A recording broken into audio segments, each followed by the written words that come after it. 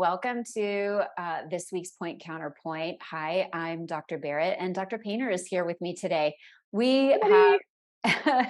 we have the coolest section for you today. This is something that is near and dear to my heart. So, in my early 30s, I discovered yoga and I really reached out to it just as a treatment for anxiety and stress, having no idea that it would actually make my migraines better. I had had a lot of headaches in my 20s, but I was in college and med school and residency and not sleeping and all the things. And I always just kind of said, well, that's just how life is. And I think that that's something that happens for a lot of us. We just say, well, yeah, of course headaches are going to happen, or we feel like we have an explanation for it, and then we sort of stop trying, or we just take medications and we stop thinking that it's a problem that we need to solve. So I started doing yoga and noticed that my headaches got a lot better, even though my schedule was just as crazy. And that was a real eye opener for me. It started this whole journey for me of trying to figure out, okay, what else works other than pills. So this is something that's near and dear to my heart. I am super excited to share this with you today. So I want to start with a little bit of the science. All right, here we are. This is a fantastic study that was just published a couple of years ago in what we lovingly call in neurology the green journal. So it is a journal that's literally called neurology and it's green. So it's a really good journal. And in order for a study to get in here, it has to be pretty decent data.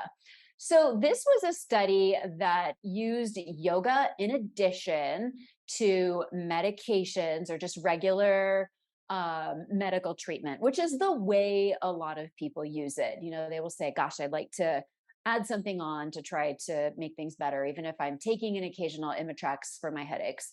So that's how they used it in this study.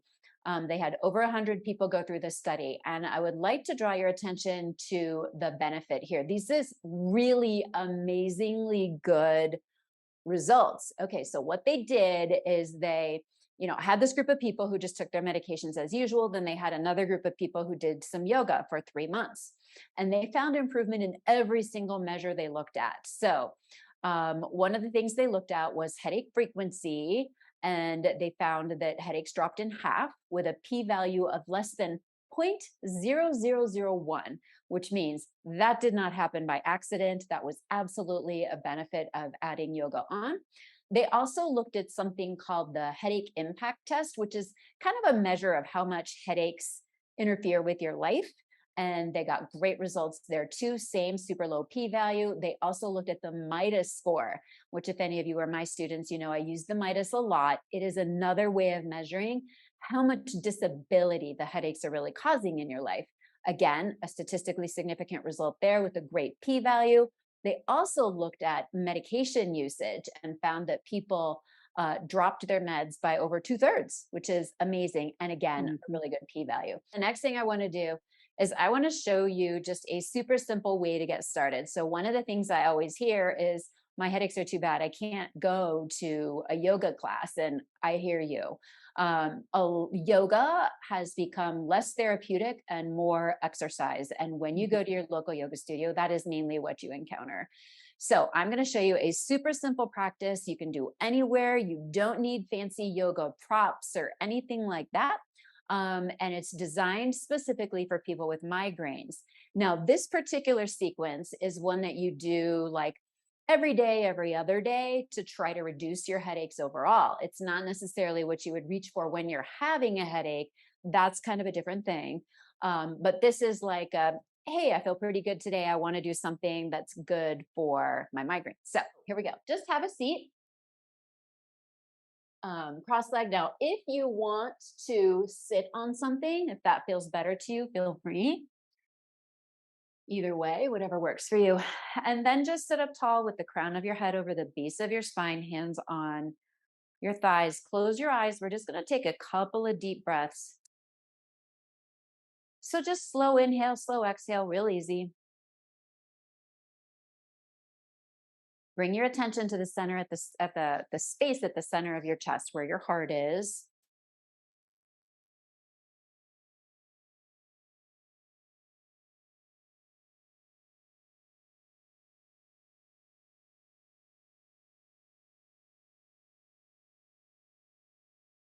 One more breath. All right, good. So, what we've done here is we've brought our attention to our body, right? Get out of that mind spinning and get our attention into our body. That's the first step. Because yoga is very much about developing what we call interoception. Intero meaning kind of insideception is kind of like perception. So, what it means is you're developing your capacity to sense your body, right? So, we start with just a little bit of breathing. The next thing we're going to do is add in some neck rolls. So, tip right ear to right shoulder. And then we're just going to roll forward. I know you may be used to thinking of these as going all the way around, but we're not going to do that. And oh my gosh, my interoception is telling me there are some surprises in my neck for me today. When you get over to the other side, just roll back in the front. And if there are any areas where you feel like you need to linger, you hit that spot and you're like, that's it. Just stay. Linger a minute or two. Ooh, that's right there. So, moving the neck gently is incredibly important for people with migraines. I'm sure that many of you have had the experience of a headache that causes neck pain and neck pain that causes headaches. It kind of goes both ways. So, one of the most important pieces of any practice for somebody with headaches is a little bit of neck work. And that's often what's missing from, studio yoga classes. They have a different goal. All right. And then release that. And then next thing, inhale, arms up. Exhale, twist your body to the right. Let your arms come down wherever they land. Inhale up super tall. Exhale, twist. And then same thing again. Inhale super tall. Exhale, twist. And you may not really twist much. You may just twist like a millimeter. But what we're trying to do here is just make sure that every time you inhale, your spine goes up real tall. We don't want you twisting from over here, right? You see my point? So every time you inhale, just come up super tall, twist. And it's okay to push on your arms to kind of twist your body around, right? We're squeezing out those discs that are between the vertebrae, cleaning them out like a dirty sponge. And release. Come back to center. And then just hollow out your chest. So it's like your upper back is sort of moving towards the wall behind you. Really let those arms come forwards. And then release that, move forward. Interlace your fingers behind your back. And then shine your chest up towards the ceiling. Lift your arms up just so you can see sort of where my arms are. They're about like this.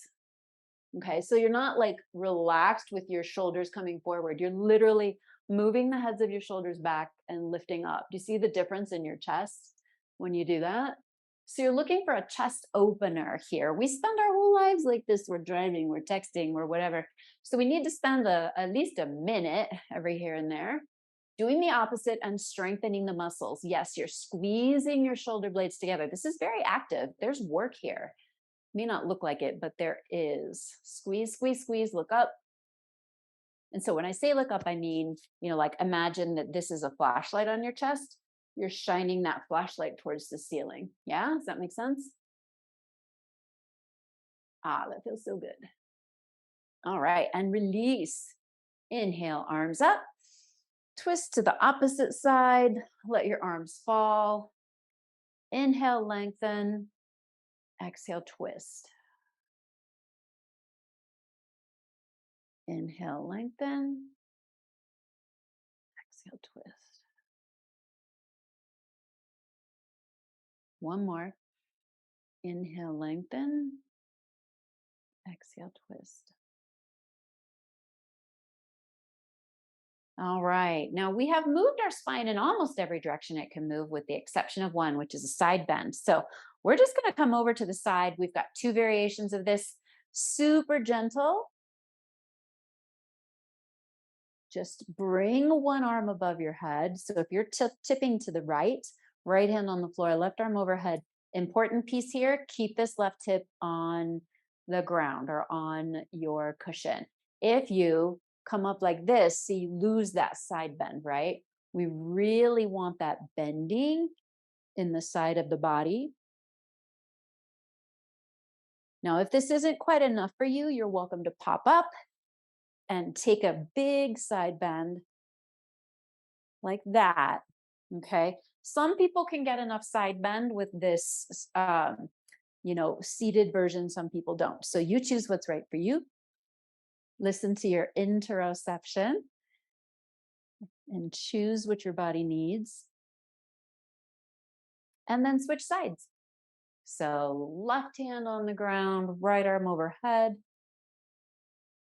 Option to pop up on your knee, get a bigger stretch.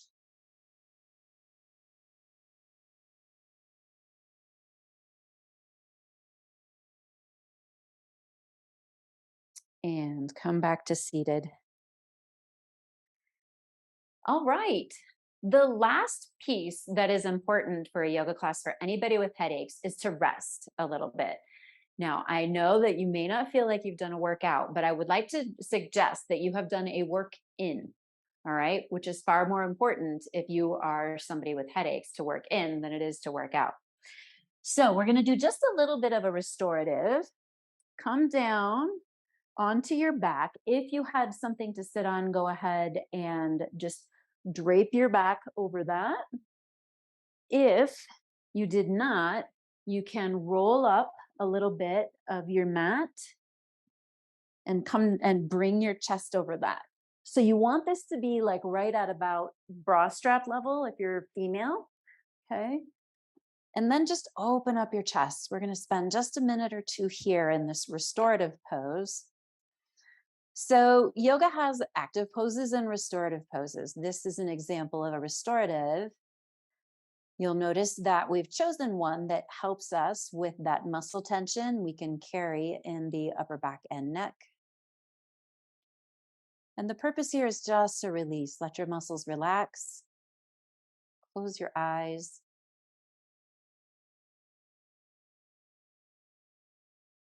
Deep breaths in, long, slow exhales. And like we did at the beginning of our series, bring your attention to your heart.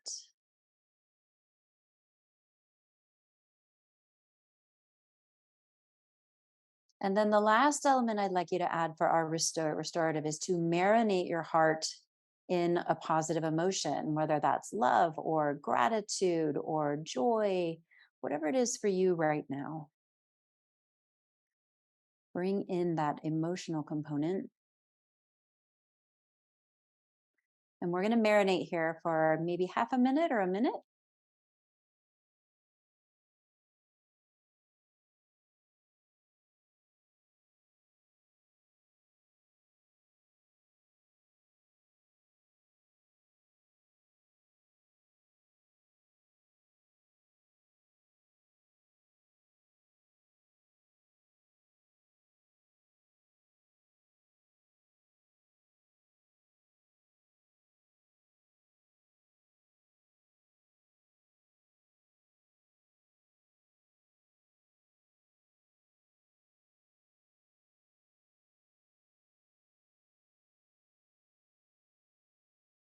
All right. And then roll over onto one side and come back up to a seated position.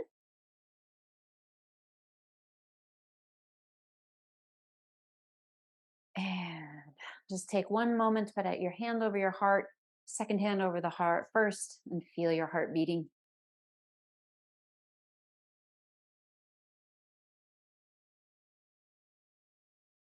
Be grateful that you are alive. You are here to learn and grow. So there we go. It can be as simple as that. You can also spend an hour, or you can go to a week-long retreat. I mean, there are ways to build from here, but I feel like so many of the people I talk to get wrapped up in the idea that, I don't have $25 to go to a yoga class. I can't take a half an hour to get there, an hour for the class, a half an hour to get home. Like people don't have time, but you can do a lot of benefit for your body with very targeted yoga. So, for example, you'll notice we didn't do any balance poses. Well, that's because people with headaches don't particularly need that.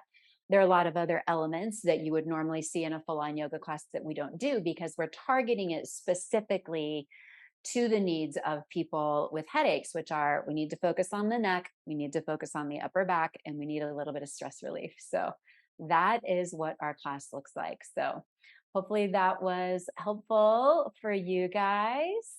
And That was amazing. I totally see just doing something simple like that, like 3 times a day through work, right? Like, you get up after during your mid-morning, and you need, like, a 5 or 10-minute break anyway, so it's good, just set an alarm. "Hey, it's time to go do some yoga." Go do some yoga poses for 5 minutes, get stretched, and then come back and do it again at lunch, do it again for your afternoon break, and do it again before bed, like, and there you go. yeah, and what you'll notice happening over time is that it just really releases that muscle tension that we tend to store in the neck, which can then be a migraine trigger.